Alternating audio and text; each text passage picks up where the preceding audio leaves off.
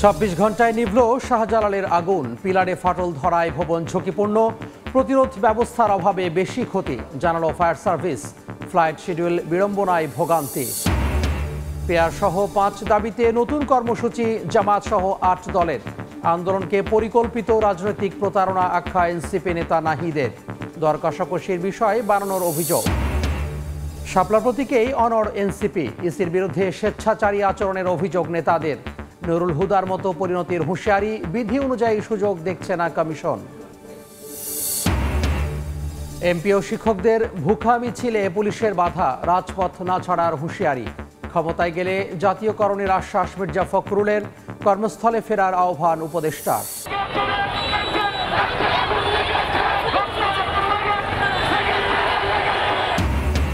সাভারে টিউশনি থেকে বাসায় ফেরার পথে বিইউপি ছাত্রীকে সংঘবদ্ধ ধর্ষণ। বিচার দাবিতে মিরপুরে সড়ক আটকে বিক্ষোভ। গ্রেফতার আসামি 2 দিনের রিমান্ডে।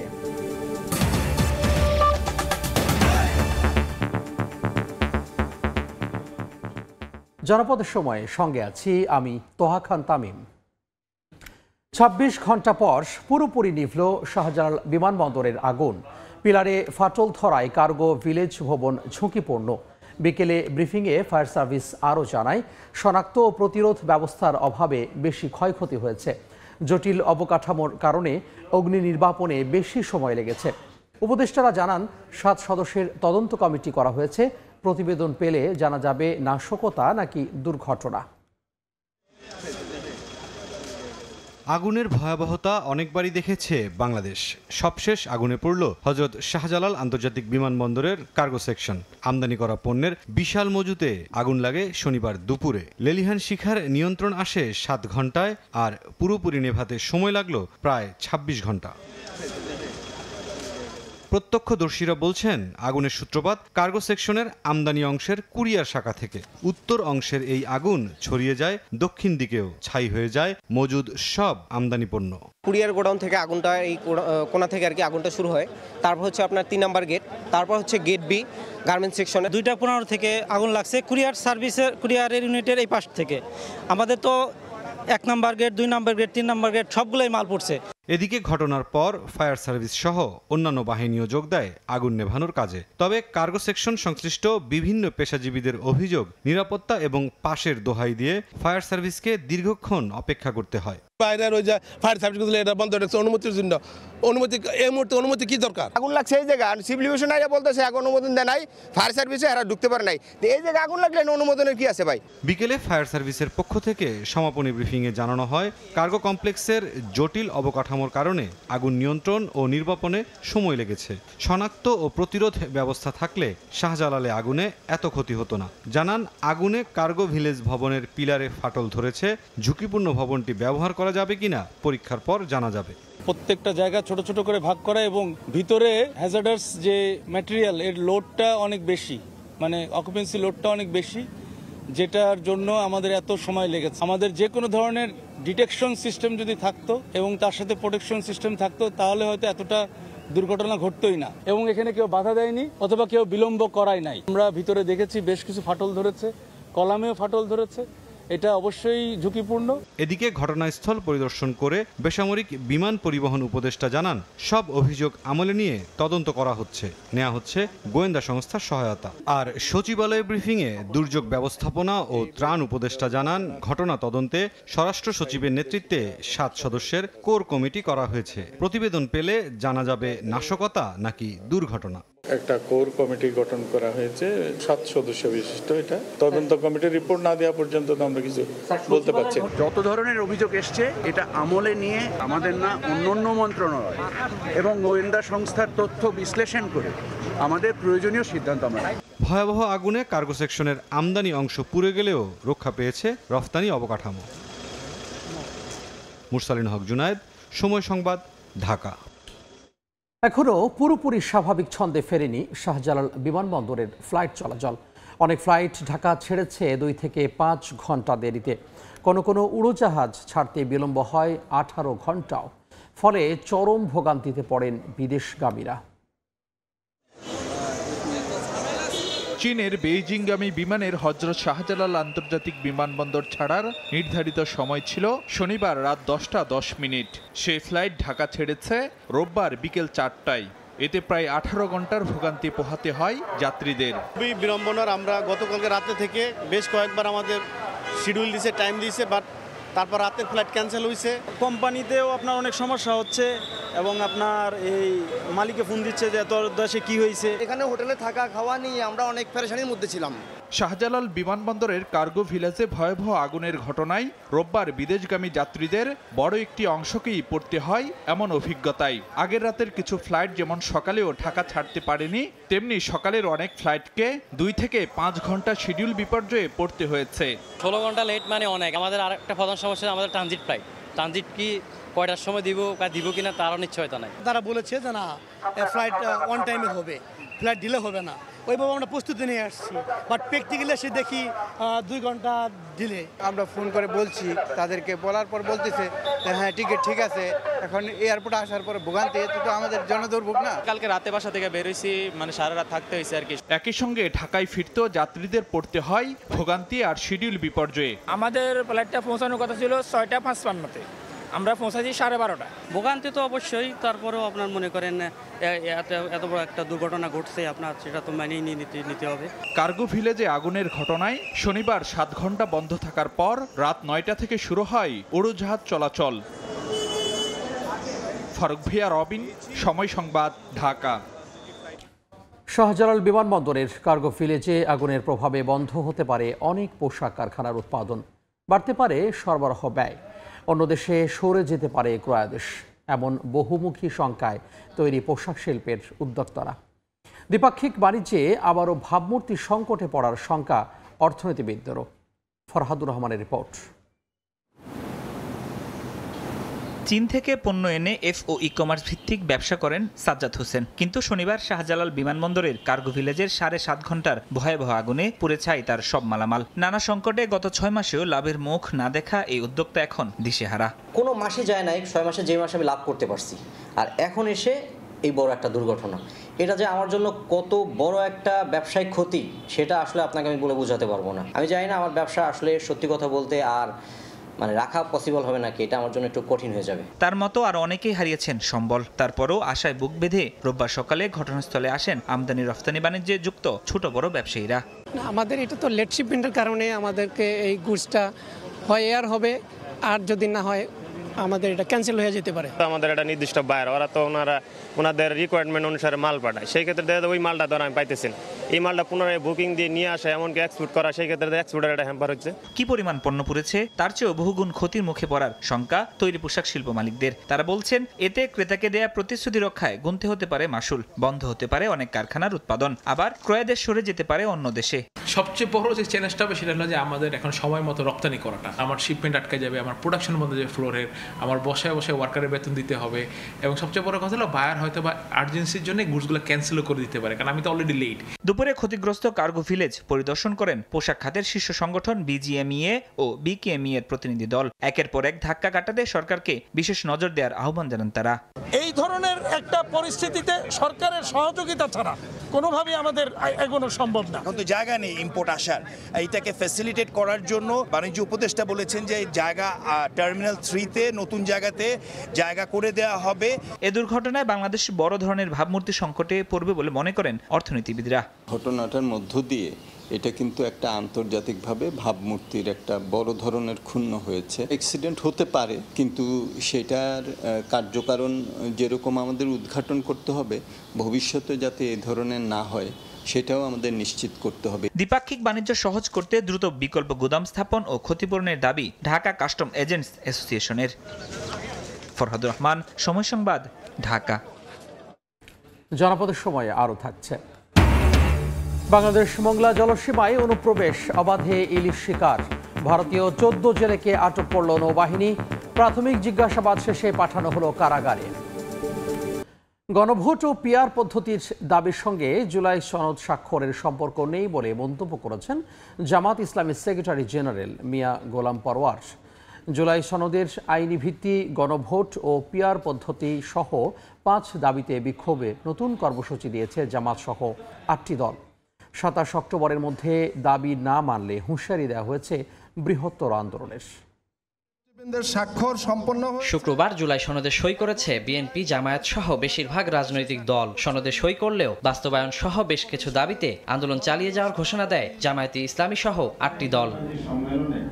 20 অক্টোবর রাজধানীতে, 25 অক্টোবর বিভাগীয় শহরে এবং 27 অক্টোবর জেলায় বিক্ষোভ মিছিল ও সমাবেশের ডাক দিয়েছে জামায়াতে ইসলামী, ইসলামী আন্দোলন, খেলাফত মজলিস সহ সমমনা দলগুলোর নেতারা। জুলাই সনদ বাস্তবায়নের আদেশ জারি করে নভেম্বরের মধ্যেই গণভোট, পিআর পদ্ধতিতে নির্বাচন, লেভেল প্লেয়িং ফিল্ড নিশ্চিত করা, ফ্যাসিস্ট সরকারের নির্যাতন, গণহত্যা ও দুর্নীতির বিচার এবং জাতীয় পার্টি ও 14 দলের কার্যক্রম নিষিদ্ধের দাবি জানান দলগুলোর নেতারা। আগামী 27 অক্টোবরের মধ্যে দাবি না মানা হলে দেশব্যাপী বৃহত্তর আন্দোলন ডাক দেওয়া হবে। জামায়াতে ইসলামীর সেক্রেটারি জেনারেল মিয়া গোলাম পরোয়ার বলেন, গণভোট ও পিআর পদ্ধতির নির্বাচনের দাবির সঙ্গে জুলাই সনদে স্বাক্ষরের কোনো সম্পর্ক নেই। রাজনৈতিক দলগুলোর ঐকমত্যে পৌঁছানোর ভিত্তিতে সনদে স্বাক্ষর করেছে জামায়াত। জুলাই 4 তারিখে যে সমস্ত সংস্কারমূলক প্রস্তাবে আমরা সবাই একমত হয়েছি, স্বাক্ষরের মধ্য দিয়ে সেই সংস্কার প্রস্তাবের ব্যাপারে আমাদের একমত প্রকাশ করেছি। নতুন ঘোষিত আন্দোলন নির্বাচনকে বাধাগ্রস্ত করবে না জানিয়ে ফেব্রুয়ারিতেই নির্বাচন চান বলেও মন্তব্য করেন জামায়াতের সেক্রেটারি জেনারেল। আমাদের এই আন্দোলন নিয়মতান্ত্রিক, নির্বাচন সুষ্ঠু করার জন্যই আমাদের এই আন্দোলন, বাধার কোনো কারণই নাই। শুধু আদেশটা জারি করা প্রয়োজন, গণভোটটা প্রয়োজন। ওয়ালিউল সাকিব, সময় সংবাদ, ঢাকা। পিআর পদ্ধতির দাবিতে জামায়াতে ইসলামীর আন্দোলনকে পরিকল্পিত রাজনৈতিক প্রতারণা হিসেবে অভিহিত করেছেন এনসিপির আহ্বায়ক নাহিদ ইসলাম। বিকেলে ফেসবুক পোস্টে একথা লেখেন তিনি। নাহিদ বলেন, সংবিধান সংস্কার ও রাষ্ট্র পুনর্গঠনের মূল আলোচনাকে ভিন্ন দিকে নিয়ে যাওয়াই এই আন্দোলনের উদ্দেশ্য, যাতে ঐকমত্য কমিশনের সংস্কার প্রক্রিয়া ব্যাহত হয়। জামায়াত ও তাদের সহযোগীরা আসল সংস্কারের পরিবর্তে পিআরকে কৌশলগত বা রাজনৈতিক দর কষাকষির বিষয় বানিয়ে ফেলেছে বলে অভিযোগ করেন তিনি। বলেন, জামাত কখনোই প্রকৃত সংস্কার বা গণতান্ত্রিক রাষ্ট্র ব্যবস্থার আলোচনায় অংশ নেয়নি। সংস্কার প্রক্রিয়ায় তাদের সমর্থন ছিল কেবল রাজনৈতিক কৌশল ও বিভ্রান্তির অংশ হিসেবে। বাংলাদেশের মানুষ এই ছল চাতুরি বুঝে ফেলেছে এবং তারা জানে কে আসল সংস্কারবাদী আর কে সুযোগ সন্ধানী। শাপলা প্রতীক নিয়ে আবারও ইসির কাছে অনড় অবস্থান জানালেন এনসিপি নেতারা। বৈঠকের পর ইসির বিরুদ্ধে স্বেচ্ছাচারী আচরণের অভিযোগ তুলছেন তারা। বলেন, নির্বাচন কমিশনকে গণিমতের মাল হিসেবে ভাগাভাগি করে নিয়েছে বিভিন্ন পক্ষ। ইসির যোগ্যতা নিয়ে প্রশ্ন তুলে ফেব্রুয়ারিতে সুষ্ঠু নির্বাচন অনুষ্ঠিত হওয়া নিয়েও শঙ্কা প্রকাশ করেন এনসিপি নেতারা। 19 অক্টোবরের মধ্যে এনসিপিকে শাপলার বিকল্প প্রতীক হিসেবে ইসির তালিকায় থাকা অন্য প্রতীক নিতে চিঠি দেয় নির্বাচন কমিশন। এনসিপিকে পাঠানো চিঠিতে লেখা ছিল, তা না হলে নিজ বিবেচনায় সিদ্ধান্ত নেবে ইসি। পাল্টা জবাবে শাপলার পক্ষে অনড় অবস্থানের কথা জানায় এনসিপি। ইসির বেঁধে দেওয়ার সময়ের শেষ দিন রোববার। এদিন সকাল 11টায় 4 সদস্যের প্রতিনিধি দল আসে নির্বাচন কমিশনে। বৈঠক করে কমিশন সচিবের সঙ্গে 1.5 ঘন্টার বৈঠক শেষে এনসিপির পক্ষ থেকে শাপলার ব্যাপারে অনড় অবস্থান আবারও জানান দলটির নেতারা। এ সময় ইসির বিরুদ্ধে স্বৈরাচারী আচরণের অভিযোগ করেন তারা। কোন নীতিমালার ভিত্তিতে শিডিউলে অন্তর্ভুক্ত করা হয়েছে সেটার কোনো স্পষ্ট নীতিমালা নেই। শাপলা ছাড়া কোনো বিকল্প কোনো অপশন নাই। এখন আমরা বিকল্প কেন নিব? ইলেকশন কমিশনও তারা গণিমতের মাল হিসাবে ভাগ করেছে। আর্মি এক ভাগ নিয়েছে, বিএনপি এক ভাগ নিয়েছে, জামাত এক ভাগ নিয়েছে। কিন্তু আমরা তো জনগণের একটা প্রতিষ্ঠান হিসাবে নির্বাচন কমিশনকে দেখতে চাই। এটা একটা জঙ্গলীয় কায়দায় চলছে। ফেব্রুয়ারিতে নির্বাচন কমিশন সুষ্ঠু নির্বাচন করতে পারবে কিনা তা নিয়েও সংশয় প্রকাশ করেন নেতারা। এদিন সকালে সিলেট পুলিশ লাইন্সে সাংবাদিকদের প্রশ্নের জবাবে নির্বাচন কমিশনার আনোয়ারুল ইসলাম সরকার বলেন, বিধি অনুযায়ী এনসিপিকে শাপলা প্রতীক দেয়া হচ্ছে না। আইন এবং বিধি অনুযায়ী আমাদের তালিকায় যে মার্কাগুলো রয়েছে, যে প্রতীকগুলো রয়েছে, সেগুলোর মধ্যে যে প্রতীকটা চাচ্ছেন সেই প্রতীকটা না থাকার কারণে নির্বাচন কমিশন দিতে পারছে। এছাড়া নির্বাচন ফেব্রুয়ারিতে না হওয়ার মতো কোনো ঘটনা ঘটেনি উল্লেখ করে রমজানের আগেই ভোট হবে বলে আশ্বস্ত করেন এই কমিশনার। যে উত্তরণ ঘটিয়েছে। কাউসার চৌধুরী কুমু, সময় সংবাদ, ঢাকা। জুলাই যোদ্ধারা বিশৃঙ্খলায় জড়িত থাকতে পারে না। সনদ সই অনুষ্ঠানে বাধা দিতে অনুপ্রবেশ করে ফ্যাসিস্টরা অরাজকতা করে থাকতে পারে বলে মন্তব্য করেছেন বিএনপির স্থায়ী কমিটির সদস্য সালাউদ্দিন আহমদ। বক্তব্যে আংশিক উপস্থাপন করে বিতর্ক সৃষ্টি না করার আহ্বান জানিয়ে বলেছেন, বিএনপিকে জুলাই গণঅভ্যুত্থানের বিপরীতে দাঁড় করানোর অপচেষ্টা কাজে আসবে না। জুলাই সনদ স্বাক্ষর অনুষ্ঠানের আগে সনদের আইনি ভিত্তি সহ নানা দাবিতে সংসদ ভবনের সামনে অবস্থান নেন জুলাই যোদ্ধারা। উত্তেজনার এক পর্যায়ে তার রূপ নেয় সংঘর্ষে। এ বিষয়ে শনিবার রাজধানীর শেরেবাংলা নগরে এক অনুষ্ঠানে কথা বলেন বিএনপির স্থায়ী কমিটির সদস্য সালাউদ্দিন আহমদ। কিছু সংখ্যক উচ্ছৃঙ্খল লোক ঢুকেছে, সেটা ফ্যাসিস্ট সরকারের ফ্যাসিস্ট বাহিনী বলে আমি মনে করি, এবং আওয়ামী ফ্যাসিস্ট বাহিনী যে এখনো সমস্ত জায়গায় এই বিভিন্ন ফাঁকফোঁক করে বিশৃঙ্খলা সৃষ্টি করার চেষ্টা করছে। তার ওই বক্তব্য নিয়ে তীব্র প্রতিক্রিয়া জানায় জাতীয় নাগরিক পার্টি, জামাত ইসলাম সহ কয়েকটি রাজনৈতিক দল। সালাউদ্দিন আহমদের বক্তব্য প্রত্যাহার করে তাকে ক্ষমা চাইতে বলেন এনসিপি নেতা নাহিদ ইসলাম। খুবই কষ্টের, খুবই বেদনাদায়ক, ফলে আমাদের আহ্বান থাকবে তিনি তার এই বক্তব্য অবিলম্বে প্রত্যাহার করবেন। সাম্প্রতিক ঘটে যাওয়া এই বিষয়গুলো নিয়ে গুলশানে বিএনপি চেয়ারপারসনের কার্যালয়ে সংবাদ সম্মেলন করেন সালাউদ্দিন আহমদ। এনসিপি সহ অন্যান্য রাজনৈতিক দলের বক্তব্যকে স্বাগত জানিয়ে তিনি বলেন, তাদের বক্তব্য গণতান্ত্রিক চর্চাকে এগিয়ে নিয়ে যাবে। আমার একটা বক্তব্যের প্রসঙ্গ টেনে আমাকে ক্ষমা চাওয়ার জন্য তারা আহ্বান জানিয়েছে, আমি এটাকে স্বাগত জানাই। এইভাবেই রাজনৈতিক চর্চা হওয়া উচিত। সনদ স্বাক্ষর অনুষ্ঠানের আগে সংসদ ভবনের সামনে সংঘর্ষের ঘটনায় জুলাই যোদ্ধারা কেউ জড়িত নয়, বরং অনুপ্রবেশ করে আওয়ামী ফ্যাসিস্টরা অরাজকতা চালায় বলে মন্তব্য করেছেন সালাউদ্দিন আহমদ। যে সমস্ত বিশৃঙ্খলা হয়েছে আমরা খোঁজ নিয়েছি, এটা তদন্তাধীন আছে। দেখা গেছে এখানে জুলাই যোদ্ধাদের নামে কিছু সংখ্যক ছাত্র নামধারী, সেটা ইন্টারভিউতে আমি দেখেছি, কিছু উচ্ছৃঙ্খল লোক ঢুকেছে। সেটা ফ্যাসিস্ট সরকারের ফ্যাসিস্ট বাহিনী বলে আমি মনে করি।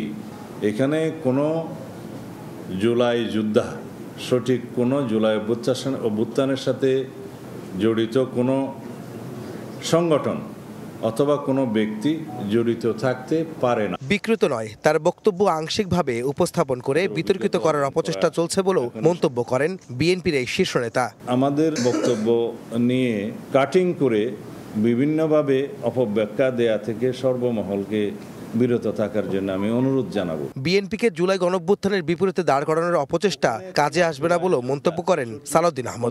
জুলাই অভ্যুত্থানের সাথে আহমেদ সালেহীন, সময় সংবাদ, ঢাকা। 5% বাড়ি ভাড়া বৃদ্ধির প্রজ্ঞাপন প্রত্যাখ্যান করে শিক্ষকদের শিক্ষা ভবন অভিমুখে ভুখা মিছিলে বাধা দেয় পুলিশ। সরকারের সিদ্ধান্ত মেনে নিয়ে শিক্ষকদের ক্লাসে ফেরার আহ্বান শিক্ষা উপদেষ্টার।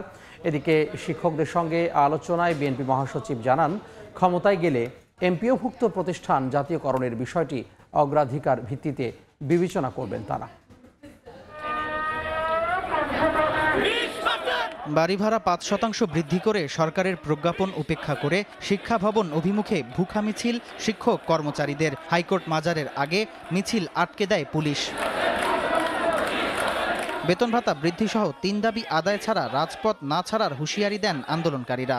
5% প্রজ্ঞাপন দিয়ে আমাদেরকে অবহেলা করছে, তুচ্ছতাচ্ছিল্য করছে, যেটা সারা বাংলাদেশের কোনো শিক্ষক সমাজ আমরা কখনোই মেনে নেব না। আমরা কোনো অবস্থাতে 5% আমরা মুখে 20% বলছি, আমরা অবশ্যই এটা 20% নেব। আমাদের 20% বাড়ি ভাড়া, 1500 চিকিৎসা ভাতা এবং 75% উৎসব ভাতা আদায় করবে ইনশাআল্লাহ। এদিকে কেন্দ্রীয় শহীদ মিনারে অবস্থান কর্মসূচি থেকে সোমবার মহাসমাবেশের ডাক দিয়েছেন বেসরকারি শিক্ষা প্রতিষ্ঠানের এমপিওভুক্ত শিক্ষকরা। আমরা পরিষ্কারভাবে বলে দিতে চাই, প্রয়োজনে বাজেট পরিবর্তন হবে শিক্ষকদের জন্য, প্রয়োজনে সচিবকে বিদায় করতে হবে, আপনার যাবে শিক্ষকরা দাবি থেকে এক চুলও তারা বিচ্যুত।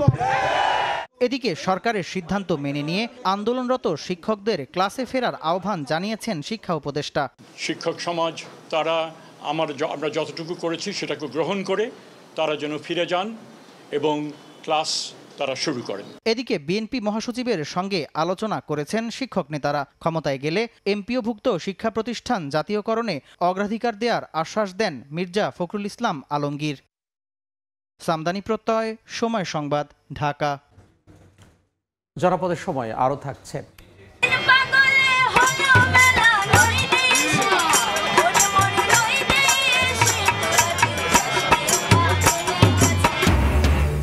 সাঁইজির ধামে বিদায়ের সুর, কুষ্টিয়ার ছেউড়িয়ায় ভাঙছে সাধুর হাট। আয়োজনের শেষ দিনে বাণীতে বাণীতে ফকির লালু শাহকে স্মরণ।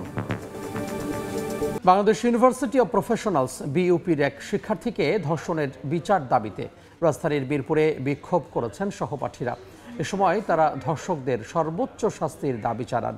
এ ঘটনায় গ্রেফতার একজনকে 2 দিনের রিমান্ডে নিয়েছে পুলিশ। ঘটনা গত মঙ্গলবারের, কিন্তু প্রকাশ পায় তারও 2 দিন পর, যখন বৃহস্পতিবার রাতে 3 ধর্ষকের বিরুদ্ধে নারী ও শিশু নির্যাতন দমন আইনে সাভার থানায় মামলা করে ভুক্তভোগীর পরিবার।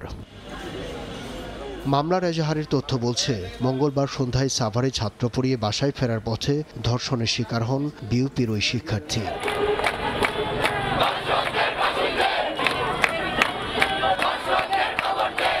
ঘটনার জানাজানি হলে ফসে ওঠে বিইউপির শিক্ষার্থীরা। মিরপুর 12 বাস স্ট্যান্ডে জড়ো হয়ে বিক্ষোভ করেন। এ সময় কিছু সময়ের জন্য রাস্তা অবরোধ করেন তারা।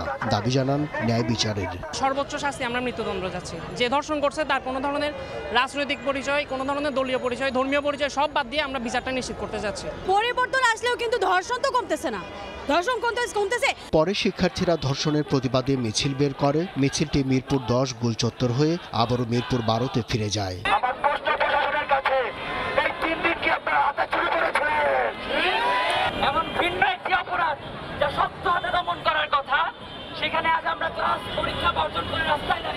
এরই মধ্যে ধর্ষণের ঘটনায় একজনকে গ্রেপ্তার করেছে পুলিশ।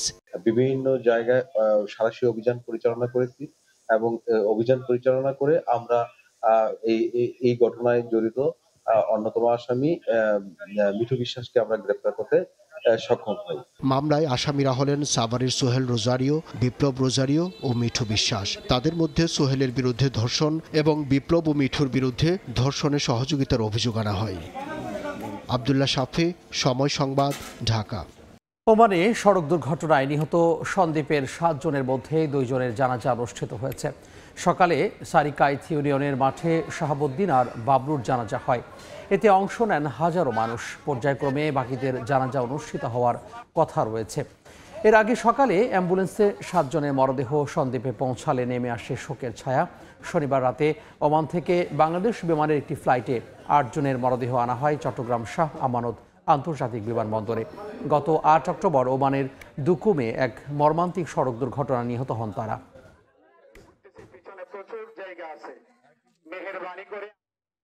সৌদি আরবে বিদ্যুৎস্পৃষ্ট হয়ে মারা গেছেন রাজবাড়ির ফিরোজ তরফদার নামে এক যুবক। শনিবার স্থানীয় সময় বিকেল 4টার দিকে দেশটির তাবুক প্রদেশে আল উজ শহরে এই দুর্ঘটনা হয়। জীবিকার তাগিদে মাত্র 2.5 মাস আগে সৌদি আরবে পাড়ি জমান সদরের জগৎপুর গ্রামের দুবাই প্রবাসী মঞ্জু তরফদারের ছেলে। সেখানে স্যানিটারি মিস্ত্রির কাজ করতেন তিনি। তার মৃত্যুর খবরে পরিবারে শোকের ছায়া নেমে এসেছে। মরদেহ দ্রুত দেশে পাঠানোর দাবি স্বজনদের।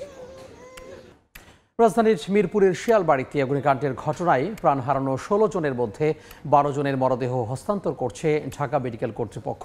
এই মুহূর্তে সেখানে আছেন রিপোর্টার আল আমিন তুষার। আমরা সরাসরি যুক্ত হব তার সঙ্গে। একটি দুর্ঘটনা, তারপর মৃত্যু, প্রাণহানি, আর তারপরও লাশ বুঝে না পাওয়া, এমন একটি পরিস্থিতি। একটি লাশ বুঝে পেতে নিজের যারা রয়েছেন আত্মীয় স্বজন তার মরদেহ বুঝে পেতে 5 দিন কেটে গেল। অবশেষে লাশ হস্তান্তর প্রক্রিয়া শুরু। এই লাশ হস্তান্তর প্রক্রিয়া এখানে শুরু হয়েছে কিছুক্ষণ আগেই। আমরা দেখতে পাচ্ছি এখানে যারা আসলে আত্মীয় স্বজন যারা রয়েছেন তাদের রক্ত নেওয়া হয়েছিল তাদের ডিএনএ টেস্টের জন্য। সেই ডিএনএ টেস্টের রিপোর্ট কিছুক্ষণ আগে এসেছে এবং পুলিশের যারা আসলে যে কার্যক্রম সেই কার্যক্রম কিন্তু এখন দেখছেন এবং তাদের কাগজপত্র মিলিয়ে দেখে যারা যেই দাবি করছেন সেই দাবি অনুযায়ী কিন্তু তাদের পরিবারকে শনাক্ত করার মূল জায়গাগুলো আসলে তারা দেখছেন। এবং আমি বলে রাখি যে 16 জনের মরদেহের কথা বলা হচ্ছে, 16 জনকেই কিন্তু শনাক্ত করা গেছে এবং 16 জনেরই হস্তান্তর প্রক্রিয়া আজকে হবে। তারা যদি প্রত্যেকের পরিবারকে পান, তবে আমরা যেটা জানতে পেরেছি যে একজন ব্যক্তির ক্ষেত্রে তাদের আসলে 2 জনের যেই 2 জন আসলে দাবি করেছেন সেটা নিয়ে একটু হয়তো বাকবিতণ্ডা হতে পারে। তবে যেহেতু ডিএনএ টেস্টের ফলাফল চলে এসেছে সেই জায়গা থেকে বলাই যায় সেখানেও খুব একটা ঝামেলা হবে না। তো এই ছিল মিরপুরের যে ঘটনা, সেখানে যে প্রাণহানি এবং তাদের যে লাশ হস্তান্তর প্রক্রিয়া তার সবশেষ আমার কাছে ঢাকা মেডিকেল থেকে। সহকর্মী আলামিন তুষার যুক্ত হয়েছিলেন ঢাকা মেডিকেল কলেজ হাসপাতাল থেকে। কুষ্টিয়ায় লালন শাহের ১৩৫তম তিরোধান দিবস পালনের শেষ দিন আজ। ধীরে ধীরে লালনের ধাম ছাড়তে শুরু করেছেন ভক্ত অনুসারীরা। বাবুল হোসেনের ক্যামেরায় এস এম রাশেদের রিপোর্ট।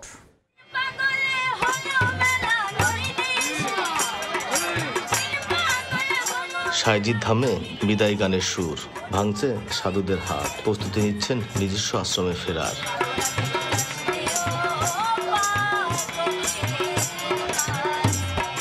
রোববার সকালে সিউড়ায় সাইজিকে বিদায় জানিয়ে ভক্তিতে মোমবাতি জ্বালায় সাধু সন্ন্যাসীদের একাংশ। গুরু শিষ্যরা গোল হয়ে মাতেন আলাপচারিতায়। বাণীতে বাণীতে লালন শাহকে স্মরণ করেন ভক্তরা। আসছে দিনে আবার একত্রিত হবার আকাঙ্ক্ষা তাদের। মহব্বত, প্রেম, ভক্তি সবার সঙ্গে করা হয়, এই টানে এখানে আসে সাইজের উদ্দেশ্যে। আসার পরে অনুষ্ঠানটায় আমরা অনেক তৃপ্তি পাই, আত্মার শান্তি পাই। এই বিদায়ের সময় অনেক বুকে ব্যথা নিয়ে যার যার আশ্রমে চলে যেতে হয়। অন্তরস্থলে যে একজন বসে আছে আমার মধ্যেই, সেই প্রশান্তিটা আমরা এখানে এসে অনুভব করি। 19 অক্টোবর আনুষ্ঠানিকভাবে শেষ হলো প্রথমবারের মতো রাষ্ট্রীয়ভাবে পালন করা 3 দিনব্যাপী লালনের 135তম তিরোধান দিবসের আয়োজন। এস এম রাশেদ, সময় সংবাদ, কুষ্টিয়া। জনপদের সময়ের শীর্ষ সংবাদগুলো জানিয়ে দিব আরও একবার। 26 ঘন্টায় নিভল শাহজালালের আগুন, পিলারে ফাটল ধরায় ভবন ঝুঁকিপূর্ণ, প্রতিরোধ ব্যবস্থার অভাবে বেশি ক্ষতি জানালো ফায়ার সার্ভিস। ফ্লাইট শিডিউল বিড়ম্বনায় ভোগান্তি। এবং পিয়া সহ 5 দাবিতে নতুন কর্মসূচি, জামাত সহ 8 দলের। আন্দোলনকে পরিকল্পিত রাজনৈতিক প্রতারণা আখ্যা এনসিপি নেতা নাহিদের। দর কষাকষির বিষয়ে বানানোর অভিযোগ। এই ছিল জনপদের সময়। এরপর রাতের সময় নিয়ে সঙ্গে থাকবেন সহকর্মী গোলাম রাব্বি। আমি আপনাকে ধন্যবাদ। রাতের সময় নিয়ে আসছি কিছুক্ষণ পর, সঙ্গেই থাকুন সময়।